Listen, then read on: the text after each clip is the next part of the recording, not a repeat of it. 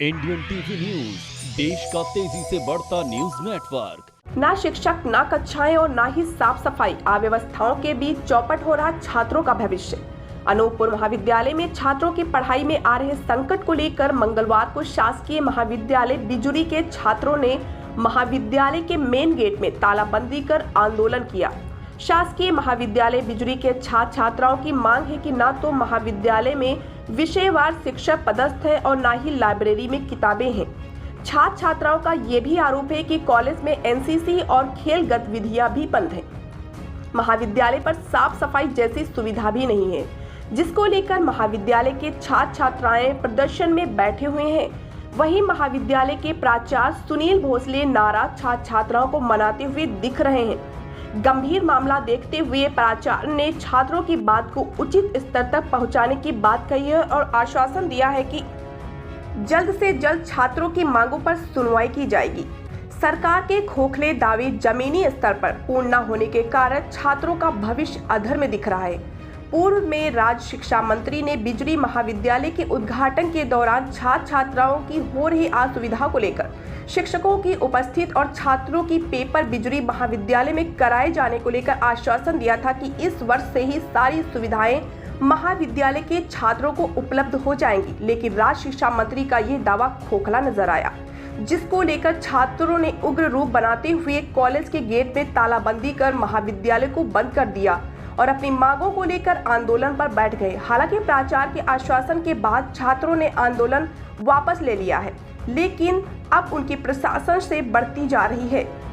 देखना यह है कि क्या छात्राओं की मांग को लेकर शासन गंभीर नजर आएगी या ये मात्र आंदोलन आश्वासन तक ही सिमट कर रह जाएगा। अनूपपुर से अजय नामदेव की रिपोर्ट। क्यों बैठे हैं आज आप लोग यहाँ?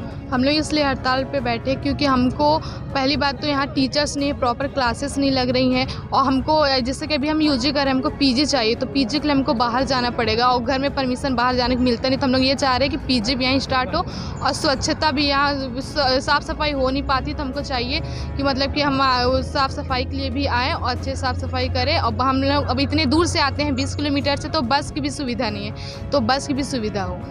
और कब तक आप लोगों की मांग अगर पूरी नहीं होती तो क्या करेंगे? हम लोग तब तक हड़ताल पे बैठे ही रहेंगे। सर, क्या वजह है कि आज आपका कॉलेज यहाँ पर बंद है, आप यहाँ पर प्रभारी प्रचार हैं? बच्चों को यही मांग है कि जो टीचर सब्जेक्ट में नहीं है उनकी जल्दी से जल्दी नियुक्ति किया जाए और शासन स्तर पे उसकी प्रक्रिया चालू है।